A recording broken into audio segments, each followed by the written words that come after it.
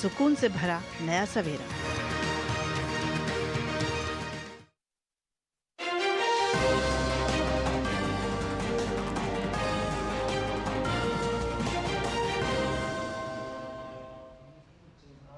नमस्कार, स्वागत है आप सभी का। दूरदर्शन समाचार आप देख रहे हैं, मैं हूं आपके साथ कृतिका। खबरों में आगे बढ़ेंगे, लेकिन सबसे पहले रुक कर लेते हैं इस वक्त महाराष्ट्र के नंदुरबार का, जहां पर प्रधानमंत्री नरेंद्र मोदी मौजूद हैं। करने के लिए अभियान चलाया है और मेरी माताएं, बहनें, नौजवान, ये जो सिकल सेल एनीमिया के लिए मैं काम कर रहा हूं ना, वो चुनाव के लिए नहीं कर रहा हूं।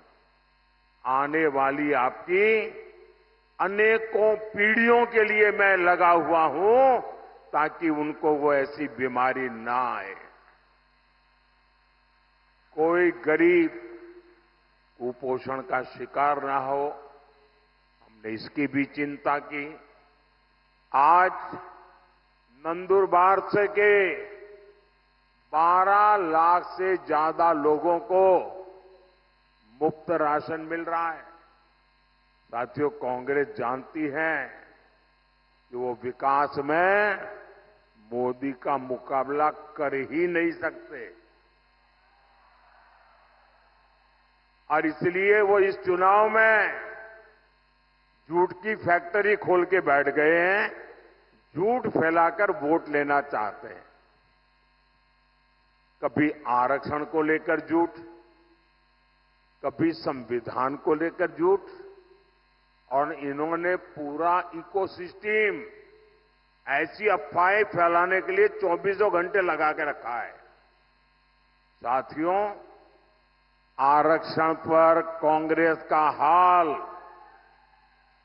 चोर मचाए शोर, ये चोर मचाए शोर वाला है।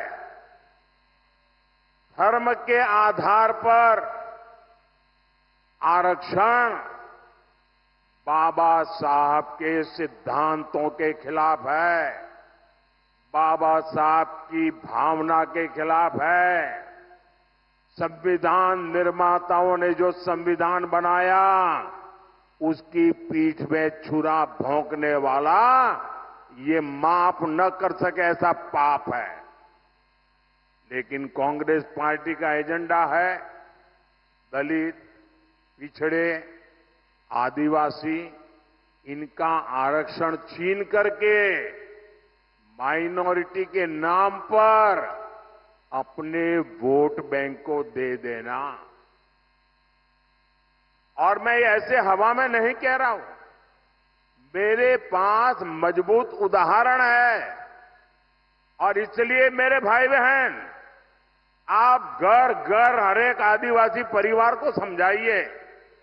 और मेरे आदिवासी समाज के पढ़े लिखे लोग हैं, उनको भी मैं करबद्ध प्रार्थना करता हूं कि आप समाज को जगाइए। ये कितना बड़ा संकट कांग्रेस वाले लेकर के आए हैं। अब उन्होंने क्या किया, कर्नाटका में धर्म के आधार पर आरक्षण देने की दिशा में बहुत बड़ा कदम उठाया। और उन्होंने कहा, रातों रात कर्नाटका में जितने भी मुसलमान लोग हैं, उन सबको रातों रात ओबीसी बना दिया। एक ऑर्डर निकाल दिया, मुख्यमंत्री ने थप्पा मार दिया। अब हुआ क्या, जो ओबीसी को आरक्षण मिलता है, उसका सबसे बड़ा हिस्सा ये रातों रात ओबीसी बन गए, उन्होंने लूट लिया। अब बताइए, ये वो आदिवासियों के लिए करना चाहते हैं, वो दलितों के लिए करना चाहते हैं, और ये कर्नाटका का मॉडल पूरे देश में लागू करना चाहती है। एससी, एसटी, ओबीसी का आरक्षण खत्म करने के लिए। और मैं गंभीरता से कह रहा हूं, ये महाअघाड़ी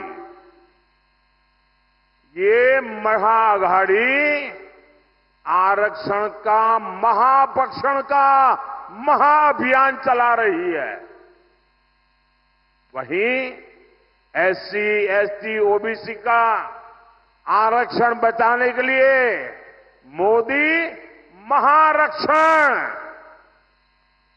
आरक्षण का महारक्षण का महायज्ञ कर रहा है।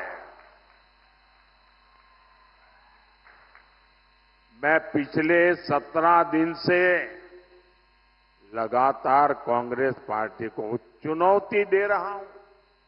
मैं कांग्रेस से पूछा कि वो लिख कर दें कि वो एससी, एसटी, ओबीसी का आरक्षण उसके टुकड़े करके एक टुकड़ा मुसलमान को नहीं बांटेंगी।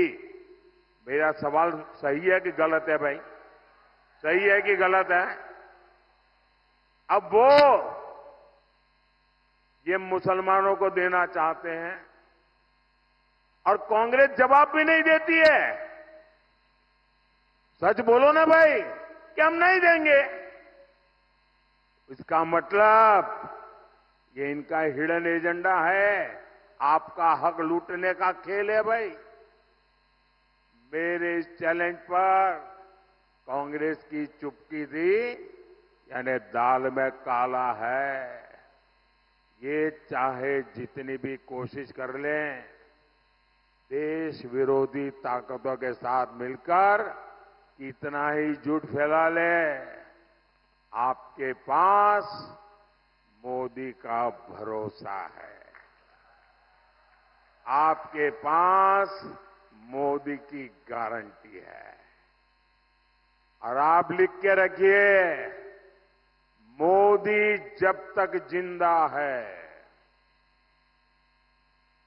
मोदी जब तक जिंदा है, एससी, एसटी, ओबीसी में से आरक्षण का रत्ती भर भी हिस्सा मैं किसी भी धर्म के आधार पर नहीं देने दूंगा। कोई उसको हाथ नहीं लगा सकता है। और देशवासी, मैं बड़े जिम्मेवारी के साथ कहना चाहता हूं और दायित्व के साथ कहना चाहता हूं, वंचित का जो अधिकार है, चाहे एससी हो, एसटी हो, ओबीसी हो, वंचित का जो अधिकार है, मोदी उसका चौकीदार है। तो प्रधानमंत्री नरेंद्र मोदी इस वक्त महाराष्ट्र के नंदुरबार में मौजूद है, जहां पर जनसभा को संबोधित कर रहे थे और इस दौरान सीधे तौर पर कांग्रेस पर हमलावर होते हुए नजर आए। जिस तरीके से कांग्रेस लगातार ये कहती है कि आरक्षण में बंटवारा होगा और मुसलमानों को भी आरक्षण देगा, उसको लेकर सीधे तौर पर हमलावर प्रधानमंत्री नरेंद्र मोदी होते हुए नजर आए। उन्होंने कहा कि कांग्रेस को मैं लगातार चुनौती दे रहा हूं पिछले 17 दिनों से कि कांग्रेस ये लिखकर दे कि टुकड़े करके मुसलमानों को आरक्षण नहीं दिया जाएगा। कांग्रेस जवाब नहीं देती, इसका मतलब ये इनका हिडन एजेंडा है। और इस तरीके से कांग्रेस पर हमलावर होते हुए प्रधानमंत्री नजर आए। इसी के साथ में अब बुलेटिन में आगे बढ़ेंगे, जहां कांग्रेस अभी हालांकि कुछ दिन पहले ही, बीते कल ही सैम पित्रोदा के बयान से उबर भी नहीं पाई थी कि सोशल मीडिया पर वायरल हो रहे पार्टी नेता मणिशंकर अय्यर का एक विवादित बयान ने उसके लिए नई मुसीबत खड़ी कर दी है। वायरल वीडियो में वो पाकिस्तान की तारीफ कर रहे हैं और उसके आगे भारत को कमतर आंक रहे हैं। मणिशंकर अय्यर वीडियो में धमकी भरे अंदाज में कह रहे हैं कि पाकिस्तान एक संप्रभु देश है और भारत को उससे इज्जत से बात करनी चाहिए। मणिशंकर अय्यर ने कहा कि पाकिस्तान एक एटमी शक्ति देश है और वो कभी भी उसका इस्तेमाल कर सकता है। साथ ही कहा कि और मसल पावर दिखाकर उसे कमजोर समझने की गलती ना करें। ये कि वो भी एक सॉवरेन मुल्क है और कि उनकी भी इज्जत है और उस इज्जत को कायम रखते हुए आप उनसे जितनी कड़ी बात करना चाहते हो करो, लेकिन बात तो करो। बंदूक को लेकर आप घूम रहे हो और उससे क्या हाल मिला? कुछ नहीं। उनके एटम बॉम्ब है। हाँ, ये भी है। हाँ, हमारे पास है, लेकिन किसी पागल ने हमारे बम को लाहौर स्टेशन में फूटा तो 8 सेकंड के 8 पल के अंदर उसकी जो रेडियो एक्टिविटी है वो अमृतसर पहुंचेगी। हमें समझना चाहिए कि दुनिया का विश्व गुरु बनना हो तो ये जरूरी है दिखाने के लिए कि जितना भी तीव्र हो हमारा समस्या पाकिस्तान के साथ, उसका हल निकालने के लिए हम मेहनत कर रहे हैं। पिछले 10 साल से सारा मेहनत बंद है। मस्कुलर पॉलिसी, यदि आपके मसल्स हों और उनके मसल्स ना हों, मैंने अभी आपको बता दिया है, वो जो हकीकत हम सबको पता है कि मसल्स उनके कहूटा में पड़े हुए हैं, ये भी है। और कहीं गलत फहमी फैल जाए तो तब दिक्कत में पड़ेंगे। एक समय में कांग्रेस के सबसे बड़े बयानवीर नेता रहे मणिशंकर अय्यर विवादित बयान देने वाले नेताओं की सूची में शुमार हैं और कांग्रेस के दिग्गज नेता और पूर्व भारतीय राजनयिक मणिशंकर अय्यर ने कुछ महीनों पहले पाकिस्तान की तारीफ भी की थी और उन्होंने अपने बयान में कहा था कि पाकिस्तान के लोग प्यार मिलने पर प्यार बरसाते हैं। मैं अब तक जिस भी देश में गया वहां इतना खुले दिल से स्वागत नहीं किया गया जितना पाकिस्तान में हुआ है। वहीं अपने बयानों को लेकर हमेशा सुर्खियों में रहने वाले मणिशंकर अय्यर ने आजादी को लेकर भी एक विवादित बयान दिया था जिसे लेकर सियासत गर्मा गई थी। मणिशंकर अय्यर ने कहा था कि पिछले 7 सालों से हम अमेरिकियों के गुलाम बनकर रह गए हैं। एक सेमिनार में मणिशंकर अय्यर ने कहा कि साल 2014 के बाद से हम अमेरिका के गुलाम हैं। और वहीं 2017 में अय्यर ने प्रधानमंत्री नरेंद्र मोदी के खिलाफ अभद्र और अपमानजनक टिप्पणी भी की थी। उन्होंने 2017 के दिसंबर में प्रधानमंत्री के आवास पर पाकिस्तानी अधिकारियों के साथ हुई बैठक के संबंध में भी तथाकथित अपमानजनक टिप्पणी की थी। 2017 गुजरात विधानसभा चुनाव के दौरान मणिशंकर अय्यर ने पीएम मोदी को लेकर अभद्र भाषा का इस्तेमाल किया था।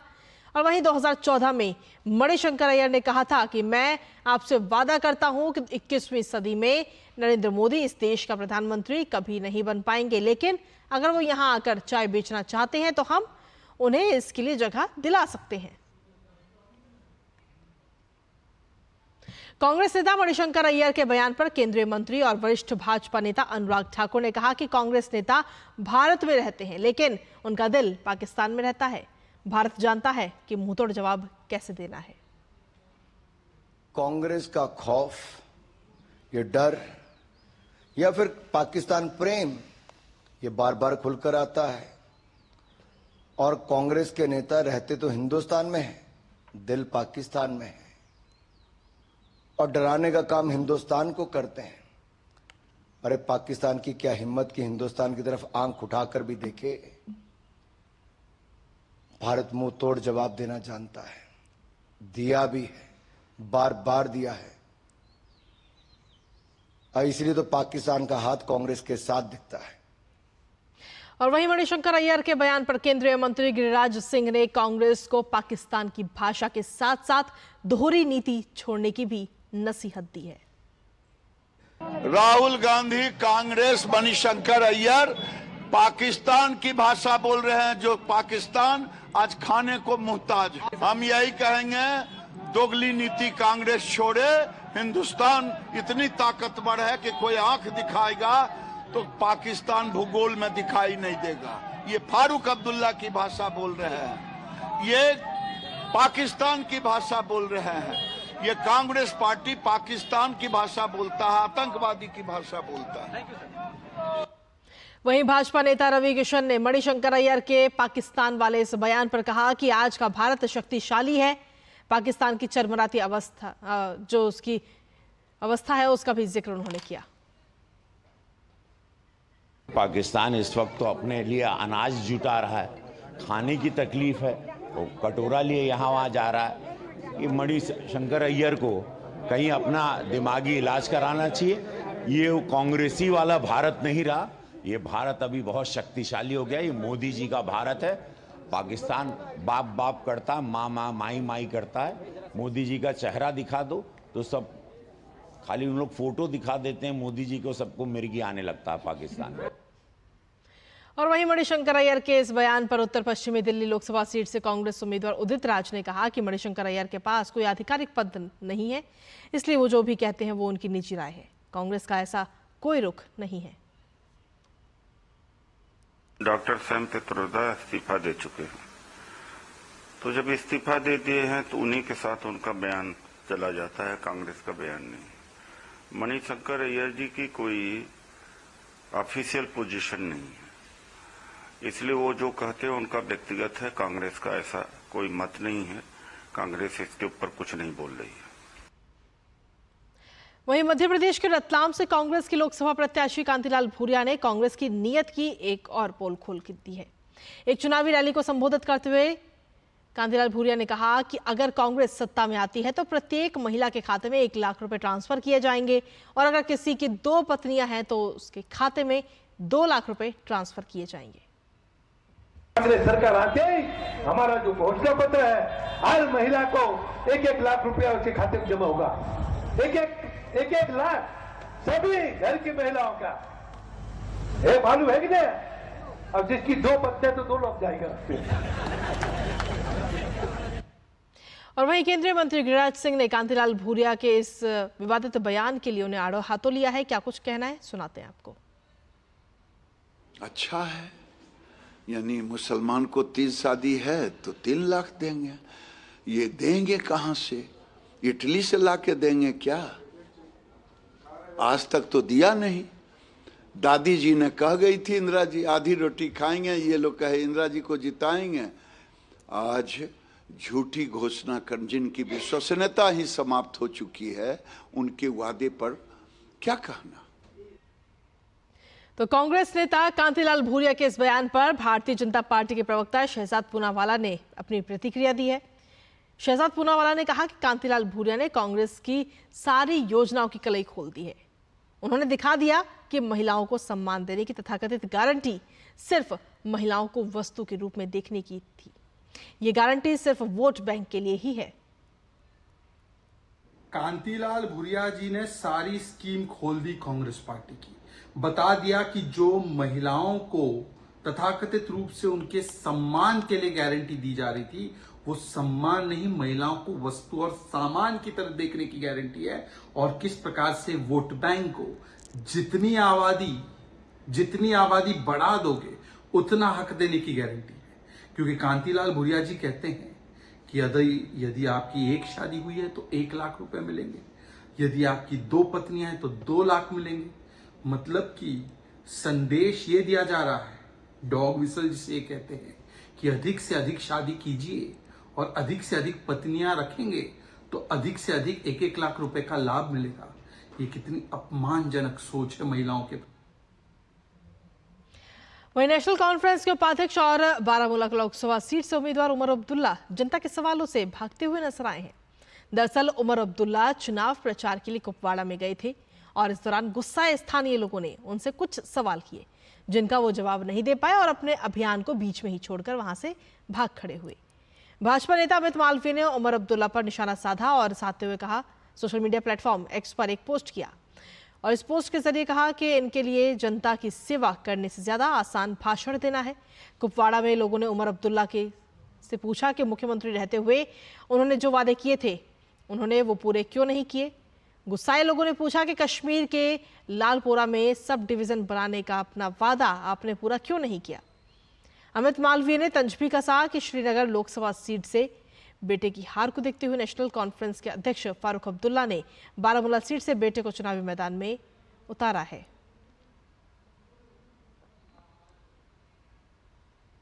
वहीं भाजपा प्रत्याशी और पूर्व केंद्रीय मंत्री रविशंकर प्रसाद ने पटना साहिब से अपना नामांकन दाखिल किया। इस अवसर पर रविशंकर प्रसाद ने पुनः अपनी जीत का भी दावा किया। उन्होंने कहा कि जिस तरह से पार्टी ने मुझ पर भरोसा जताया है, हम 400 के आंकड़े को पार करेंगे।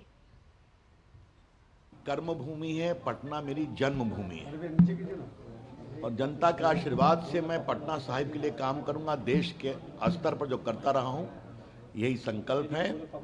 आज विशेष दिन है कि मेरी पार्टी ने, हमारे प्रधानमंत्री नरेंद्र मोदी जी ने, सभी नेताओं ने मुझे आशीर्वाद दिया है, पुनः यहाँ मैं अपना उम्मीदवार बनाया है। तो मैं आज नामांकन करने जा रहा हूँ। अभी सभा है और पटना साहिब से मेरी रिकॉर्ड जीत होगी, ऐसा मेरा विश्वास है। कार्यकर्ता बहुत लगे हुए हैं और इस बार मोदी जी की अभूतपूर्व विजय होगी 400 के पार। वहीं गोरखपुर लोकसभा क्षेत्र से भाजपा उम्मीदवार रवि किशन ने आज अपना नामांकन पत्र दाखिल किया। पर्चा दाखिल करने से पहले उन्होंने गोरखनाथ मंदिर में पहुंचकर वहां पर पूजा आराधना करते हुए भी नजर आए।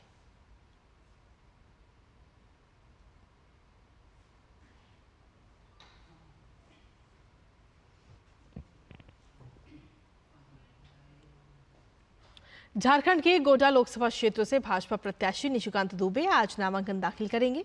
नामांकन के दौरान भाजपा के वरिष्ठ नेता और केंद्रीय मंत्री राजनाथ सिंह भी उनके साथ मौजूद रहेंगे।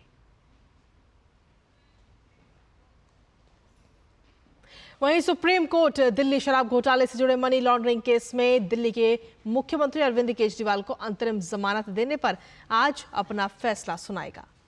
इससे पहले बीते कल केजरीवाल की अंतरिम जमानत पर प्रवर्तन निदेशालय ने सुप्रीम कोर्ट में हलफनामा दायर किया था। इस हलफनामे में ईडी ने कहा कि चुनाव के लिए प्रचार करने का अधिकार ना तो मौलिक अधिकार है, ना ही संवैधानिक अधिकार, और यहां तक कि कानूनी अधिकार भी नहीं है। ईडी ने कहा कि पिछले 5 साल में 123 चुनाव हुए हैं और अगर नेताओं को प्रचार के लिए अंतरिम जमानत दी जाए तो किसी भी नेता को गिरफ्तार या न्याय की हिरासत में नहीं रखा जा सकेगा, क्योंकि साल भर कोई ना कोई चुनाव होते रहते हैं। गौरतलब है कि प्रवर्तन निदेशालय ने मुख्यमंत्री अरविंद केजरीवाल को 21 मार्च को गिरफ्तार किया था। इससे पहले ईडी के द्वारा 9 समन जारी करने के बावजूद केजरीवाल पेश नहीं हुए थे। केंद्रीय जांच एजेंसी का आरोप है कि वो घोटाले के मुख्य साजिशकर्ता थे और सीधे तौर पर शराब कारोबारियों से रिश्वत मांगने में भी शामिल थे। फिलहाल अरविंद केजरीवाल अब तिहाड़ जेल में बंद हैं। आबकारी नीति से जुड़े मनी लॉन्ड्रिंग केस में आरोपी के कविता की जमानत याचिका पर दिल्ली हाई कोर्ट ने ईडी को नोटिस जारी कर जवाब मांगा है। अब इस मामले की अगली सुनवाई 24 मई को होगी। इससे पहले राउज एवेन्यू कोर्ट ने कविता की जमानत याचिका रद्द कर दी थी।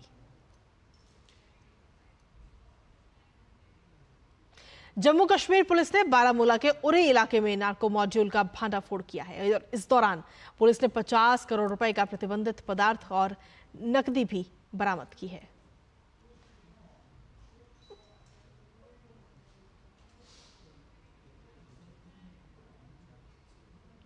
आम जनता की गाड़ी कमाई हड़पने के लिए साइबर अपराधी नए नए तरीके अपनाकर धोखाधड़ी कर रहे हैं। एसटीएफ के साइबर अपराध पुलिस स्टेशन के पुलिस उपाधीक्षक अंकुश मिश्रा ने बताया कि अपराधी हेली सेवा नाम से फर्जी वेबसाइट के जरिए हेली सेवा बुकिंग के नाम पर लाखों रुपए की धोखाधड़ी कर रहे हैं और इस क्रम में उन्होंने सलाह दी है कि किसी प्रकार का भुगतान करने से पहले वेबसाइट की अच्छे से पड़ताल कर लें। साथ ही आम जनता के पास यदि इस संदर्भ में कोई जानकारी हो तो स्क्रीनशॉट के साथ साझा करें।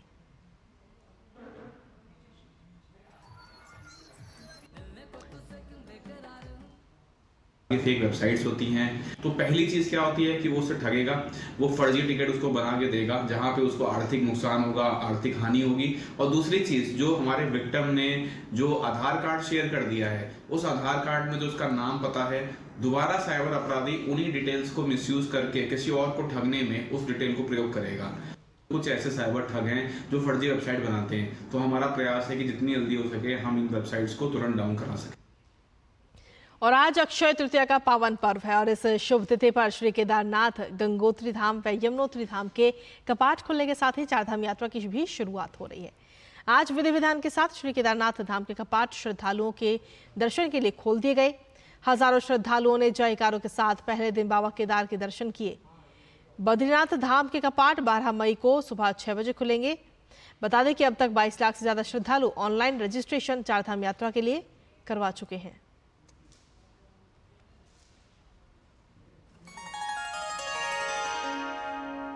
शास्त्रों में अक्षय तृतीया को स्वयं सिद्ध मुहूर्त माना गया है। जिस प्रकार वैशाख मास के जैसा कोई मास नहीं है, उसी प्रकार अक्षय तृतीया के समान कोई तिथि नहीं है।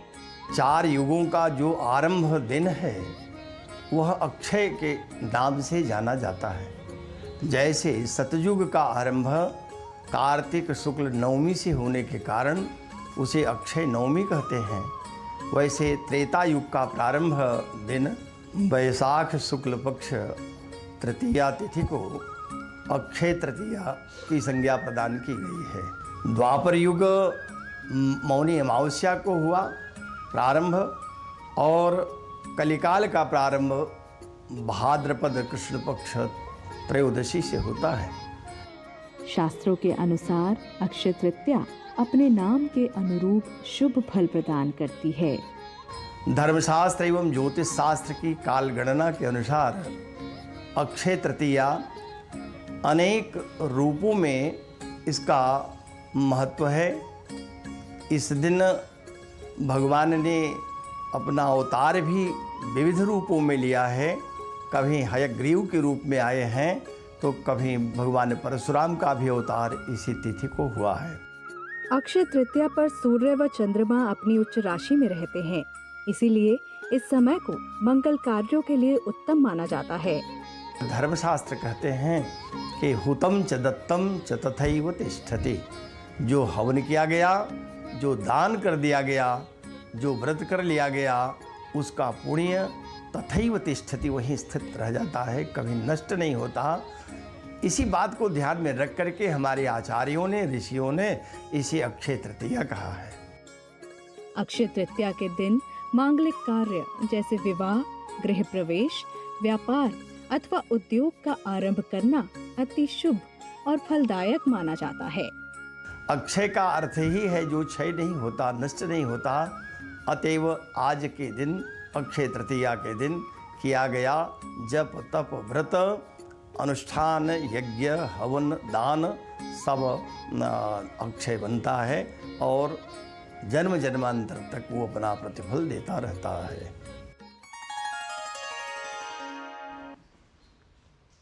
तो बिल्कुल आज अक्षय तृतीया का पावन पर्व है और आज के दिन ही चारधाम यात्रा की भी शुरुआत हो चुकी है। साथ ही केदारनाथ धाम, गंगोत्री धाम और यमुनोत्री धाम के कपाट भी खुल चुके हैं और अब इंतजार है बद्रीनाथ धाम के कपाट खोलने का, जो कि 12 तारीख को खुलेंगे। और इसी के साथ फिलहाल मेरे साथ इस बुलेटिन में इतना ही। मुझे और हमारी पूरी टीम को दीजिए अनुमति। नमस्कार।